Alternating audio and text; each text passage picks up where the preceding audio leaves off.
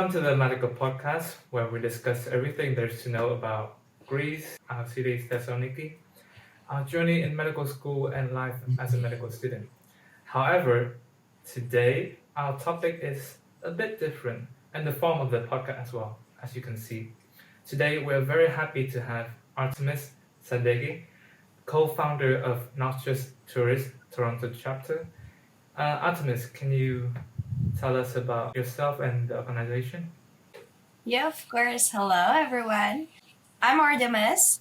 I'm co-founder of Not Just Tourists at University of Toronto, which is a nonprofit organization. I'm myself a University of Toronto undergrad student. I'm majoring in human biology, double minoring in immunology and physiology currently.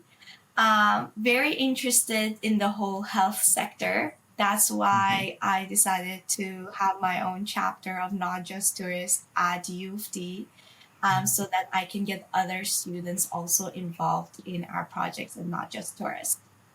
Artemis, you explained it very well on your website already about your charity model and how that works. But from what we know, you guys do not accept any form of donations, at least money donations. How do you get around it? It's a struggle. It's really hard because there have always been people, different companies, even different people who would wanna. It's easier to just donate money, and they say like throw money at the cause and hope for it to be solved. But at the same time, that is such a struggle for us to do all of this purely based on donations. It's also, I would say, a great value. It adds a great, unique, in fact, value to our organization, which makes people trust us more because they know we are not getting any money involved in any way, right? So you know that if you're helping out is purely based on volunteer work and people who really want something good to happen. So what really helps us is our connections.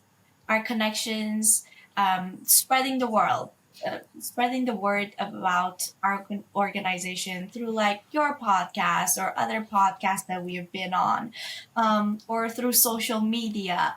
Anything like that really helps us because as we get more and more people to know about us, when they come across situations where they have medical supply equipments and even disposing them in Canada is very hard. You can't just throw it in the trash, you know.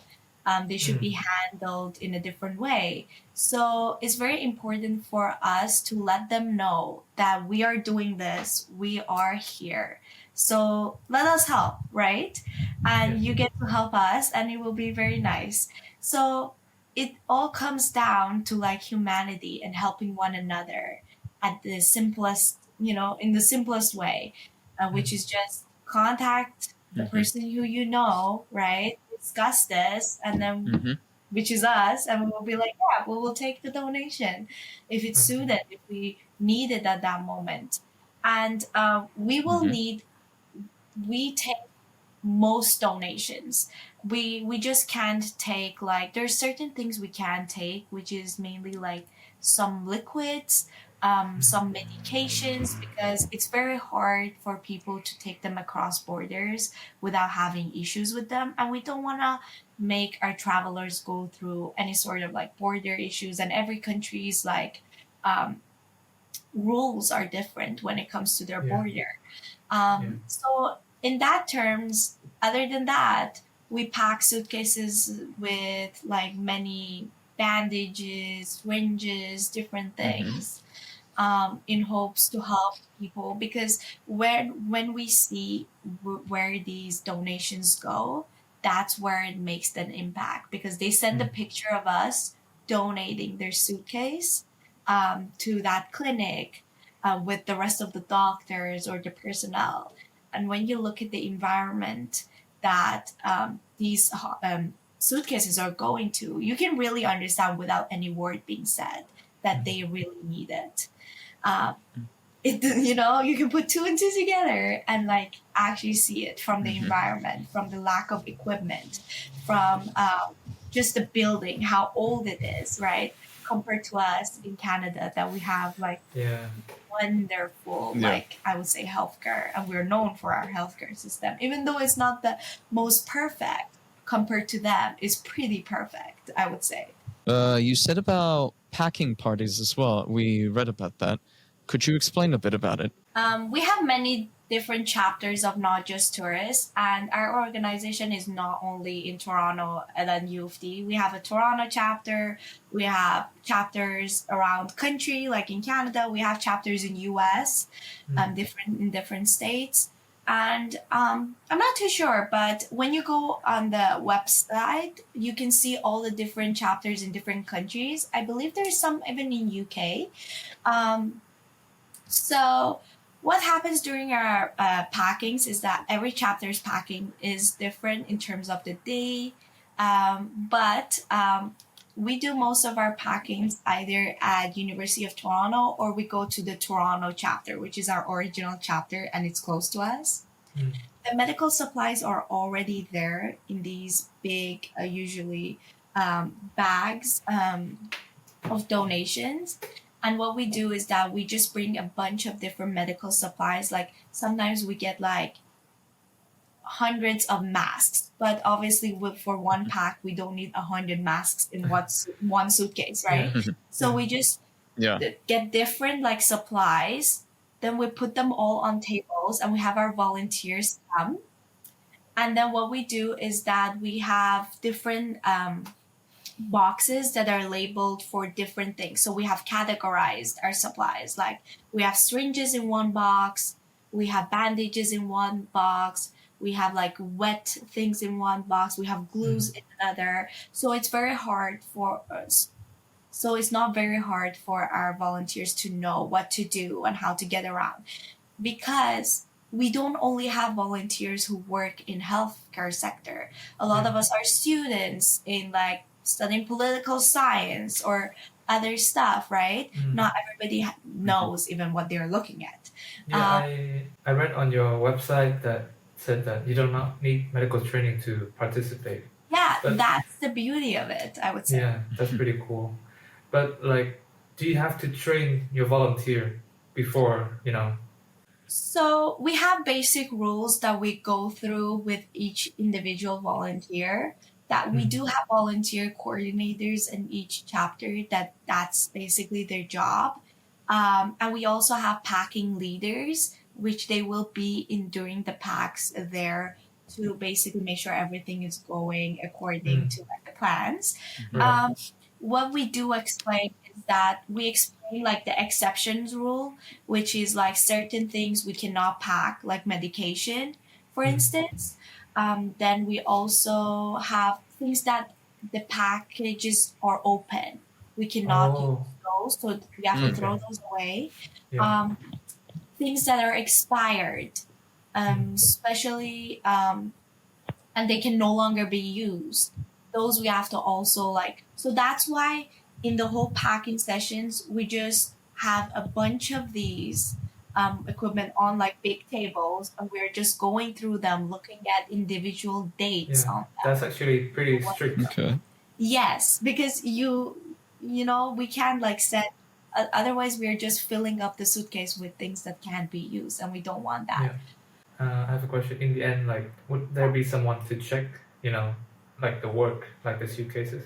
Yes. So when we're packing the suitcases, we have one person for that who will look over what's going in a suitcase. Like the supervisor. Yeah. So basically, it goes through. We have a paper which is like a checklist for each suitcase. It has like gloves, bandage, syringes, right? And you just check. It's like you check it, because we want a little bit of everything in it, right? Oh, so it's the amount is decided before, or is it always the same? It's not always the same. We pack as much as we possibly can in one suitcase. Like we just like push everything, like I would say, like I'm Middle Eastern myself, so we have this thing when we go on vacations, we just sit on our suitcases trying to close Yeah. it. Anyway, so you said in the track from abroad podcast before that, if the border police take the suitcase away, just give it to them. Don't fight back. How often Yeah. does this happen? From our chapter, most of the people who take a suitcase with them have to be referred to the main chapter because they have a travel coordinator and we're not allowed to have a travel coordinator. So the travel coordinator would know what's the process, legal, like they talk to them about the legal process of taking that suitcase as humanitarian help. Some airlines allow that suitcase to go as humanitarian help for free without any additional cost. Some don't. In case of like the police or the forces in the airport take the suitcase away, I wouldn't know. The travel coordinator would probably know, and it's the main chapter who gets to know. Okay. Yeah, because our chapter is it's the only student-led chapter, so we need to really have a travel coordinator because that's a little bit more into like the legal stuff. The only student-led chapter. Yes. Okay, that's So cool. the other chapters are not by universities. I'm the first who has the chapter like from as a student from a university. The rest of them are by grown-ups who actually work in this healthcare system or actually generally have an interest in making an impact. How about the biggest delivery that you have ever done? You know, like the biggest ever suitcase. Oh, well, we are very limited in the suitcase that we can give. Like all suitcases have a certain dimensions, and usually they're not like those huge suitcases that you. It's more like the what do they call it? The carry-on suitcases. Oh, yeah. It's not like backpacks or anything. It's suitcases, but it's like that. It's pretty big still, because we don't want our volunteers to pay additional costs. Yeah, that's true. Right? Because then again, money gets involved. Yeah, money. So that's what all this comes around. So we have strict rules when we accept suitcase donations as well. Of like it has to have like the 4 wheels. It has to be big enough. It can't be too small. It has to be able to like close. We can't just get any like you abandon your broken suitcase to us and you're like I'm donating something. It's not gonna work. Okay, so that's not a lot. That's like 7 kilos maximum, right? If you say it's just a carry-on. Yeah, but the thing is that medical supply equipments are not that heavy. Oh, yeah. Because if you think about bandages and stuff, especially when we compress it, they're not that heavy. Yeah. It's mostly plastics and like wounds and things like that. They don't weigh a lot. And because we don't really carry liquids. Yeah, if it's liquid, it's going to be much heavier. Yeah. You know, in Greece, there are a lot of unused medicine per year getting expired. And there's an organization called GiveMed that they try to find these medicine and to redistribute it. Yeah.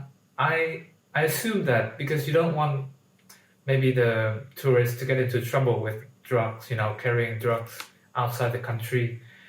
But I think some basic drugs, you know, just like paracetamol or some simple one wouldn't be a big deal. Have you guys ever thought about, you know, carrying medicine overseas? Carrying medicine is very tricky because it's like individual pills. When we say medications, it's like individual pills, right? When there are like certain medications for certain disorders, diseases, or illnesses, the molecules in them and stuff, we don't know how they can be prescribed, whether they can be like lethal. You know, we don't know. And we also don't know whether that person needs to have a prescription to carry that medication. Oh, right. Yeah. Like that. Yeah. If they say, okay, you're having like a gallon of this medication, where's your prescription? You're right. Yeah, and it then reminds trouble for having that kind of. Yeah, you're right. It reminds me of my grandma. She used to have to go to Singapore to pick up medicine. And every time she passed by the border, she has to show her prescription. Otherwise, she wouldn't be able to get those drugs. Yeah, the good thing is that the chapter basically gives a document with every suitcase to the traveler that mentions, and I love this about them. I've talked about this in every single podcast I go on. I talk about this. It does say that this is like a humanitarian gift from us to you. Yes. And like when the police, like whoever is at the border, and asks like, what is this? Why is there so much medical supplies? What are you doing? Are you trying to sell them? There's so many questions, right? And like travelers can just give the document that this is what this is. And usually with US, we have a lot of suitcases go to Cuba and those countries from Canada, which they kind of know. They after some time, I think they hear stop asking, right? Yeah, they know like this where it's coming from. They still look, I assume, because it's a very big deal to just carry like medical supplies with you from one border to another. But I think they understand it. But then for those who don't, we have that still like paper for them to look. And it's the country's rules. So like that's why I said like if you are like if the police says no, we cannot let this suitcase in, you kinda have to let it go because we cannot like force the law to change. Or like we don't want you to get into any kind of trouble. Yeah, especially the tourists. You don't want them to get into trouble for doing something good. Exactly. Yeah. It's all for the good causes. Based on your charity model, I'm guessing that you either have the problem with there's not enough stuff to give or there's not enough traveler to carry. Which one is more problematic? I think travelers. Because one of the main reasons why I decided to have this chapter in University of Toronto is because University of Toronto has many international students. Like we are known for having the most amount of international students from all over the world. And we have people who have the luxury of traveling and visiting their parents every Christmas holiday, every summer. At first, when I brought it up because let me take you back actually. Yeah, sure. Because in Canada, you have to volunteer in high school. You have to get a certain amount of hours, volunteer hours to graduate. And you can do this in any way you like, as long as it's volunteer work. So as I was like searching things to do, and I was very interested in the medical field, I came across Not Just Tourist. I decided to volunteer for them. I was volunteer at the main chapter, the Toronto chapter. I remember so they have weekly meetings, packing meetings, where you go and it's in the basement of a church that they basically the church basically gave them the space without any cost, which is also one of the struggles I had. I still kind of have at U of T, the space, because all of these medications have to be stored. You have to store it, Yes, and so we have to have a space where it has a locker, like a lock. It has to be like a proper room with a lock where I can leave the stuff and make sure it's safe. How are you dealing with that problem? It's very hard, especially when you don't have the finances to back you up. If we could get financial help, we could just rent out a place, but we can't do that. We have to wait. Every year there is 4 clubs at U of D. They do offer lockers. However, they're not big enough for us. Right. So a lot of the supply gets to be in my parking garage. Okay. Or my basement, and then we just, for every pack, I just basically take it to U of D, which is very hard to handle. And then we store some of them in our lockers, but they're very limited in the amount of space they provide. And every single year, we have to just go through this whole application process of why we deserve the locker space, which basically says you might get it, you might not. because there's so many of the clubs that are applying every year. Yeah, but you do charity. Shouldn't that be, like a priority or something? I know, Please. but I would say the hard part is that you have to be present. Yeah. And the committee, it's very hard to find them in one place and go sit with them and be like, this is why. Because all of this is being done online on a Google form. Oh, You're just okay. basically explaining your reason, and they have to make a decision based on that. Okay. Which I feel like if they had heard from me or any of the volunteers, Yeah, then they would have given you already. I think it will be more prioritized. Yeah, for sure. But then again, they don't have the space, or like we should every year apply to get the office space, which is hard. But the good thing about U of T is that when you're a club, you get to book different rooms as they're available. And we have big lecture halls, big rooms that we can book for our packing. Yeah, for the packing parties. Yeah. Okay. Which makes it easier for us. There's no cost to them because we are U of T students. Yeah. of course. So that's very nice. But it's very hard to handle all these like donations because I do a lot of the times get a lot of emails. Last year we got an email about this company that during COVID time was basically making hand sanitizers.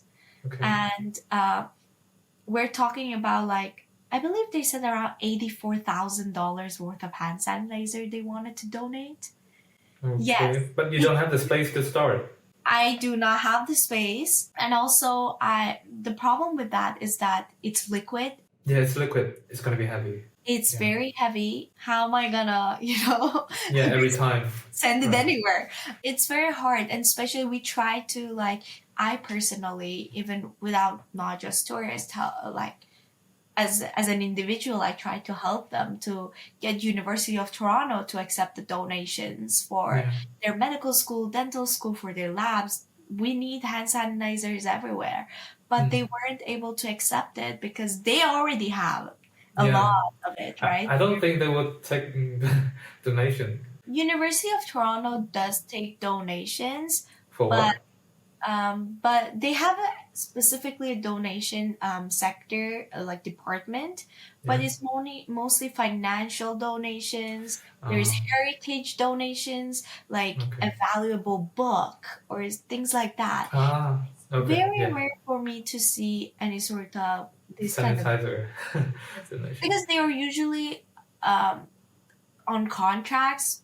Yeah. So it's very hard for them to change their system, which is understandable, but at the same time sad. No, I don't think they should take the donation anyway, because it sounds like that donation is supposed to be for the poor and the one who doesn't have it. Exactly. That's another issue that comes into play. But the thing is that students, their health, it's important. Things like hygiene care, any kind of that, as a donation, I don't think it will be bad for students, especially because we have in U of T, not all students come from the same background. If you go to U of T, doesn't mean you're whether like richer than some other people or poorer. We have a mix, right? Because here the government pays for your education if you're domestic, if you're a Canadian, right? Well, mostly, or in different forms, government tries to help you. So it's very important to also have those kind of hygiene equipments or different things available for those because you never know who is in need, really. You were talking about COVID. I was looking at your website and I didn't see any reports for the last 3 years. I'm guessing it's because of the travel restriction during COVID, right? It must have been a tough time for you guys. How did you guys, work during COVID? I didn't have the chapter during COVID times. I kind of lost touch with them. I didn't know much about them. I don't know what happened. I do think from because I follow them on the Toronto chapter on Instagram, that they basically stopped packs. Yeah. Because, if you can't together work and pack these suitcases, how are you going to do it? Yeah, but they're coming back now, right? Now it's They, 5. they are carrying, all chapters are carrying their packings again, which is very nice. Taking you back on how I got involved was that at U of T, as a first year student, as someone who knows that I want to go into this sector, I have to think about how I can get involved more and what's really meaningful to me. Um, so I was looking at different ideas to start a club. And I was like, what better than something that already exists? And I just help it, flourish in a way, in my own way, in my own like area, which is like undergrad for university students. Because I know a lot of kids, undergrad students, a lot of people want to get involved. They like the hands-on experience of seeing this medical equipment, trying to do something about it, which I was like, I had a co-founder, one of my friends, and I was like, do you want to do this together?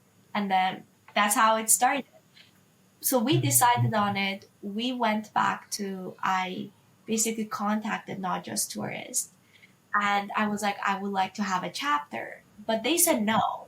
They said the committee will not approve it because you are university students. Yeah. And you're going to graduate, and all this hard work of the chapter is just going to go to waste, right? Yeah. How did you fight for it though? Oh my God, it was really hard because I was like, listen, like I've been a volunteer. I love what you do. My two points to argue with them was that one is that I will make sure to hand the chapter to like To somebody else. to somebody else who is still an undergrad so they can carry it on. And also the fact that I will probably be studying still afterwards. So if I end up being at U of T, I will, U of T's medical or dental school, I will carry it. If not here, anywhere else, I will just start another chapter there. But I will make sure this chapter goes to someone who cares as much. And my second point was that U of T has a lot of international students, and what's hard for you guys to find is travelers, people who are willing to take these suitcases and are already going to travel. And I can just, by getting the word out to more and more students, maybe they can get involved. It's a bit weird because it's a charity. You're not supposed to fight to do it, but Well, they have to also make sure that they are giving the chapter to someone who cares, who's not gonna right. go over the rules. I went through training. It's not like you just go apply for a chapter and you get it. That's how you know they're serious about it. Oh, you have to train. Yeah, you have to sign a contract where you have to read all their values. That this is, there's no finances included. This is purely out of luck. This is all about like volunteering. You cannot like accept, we can't even accept money to go buy the donations. So regarding the specific protocols for packaging and all that, let's say I'm traveling to Vietnam next week. I fill in the form. What do I do next? So we put you in contact with a travel coordinator from Not Just Tourists. They look at your application. They ask you some questions like, where are you taking this? Which airline are you going with? I think those are really important. Whether it will be additional cost because they have to contact the airline to see if the airline would allow the suitcase for free or if they have to pay. They get to come. They get to see the suitcase. I believe we open it for them.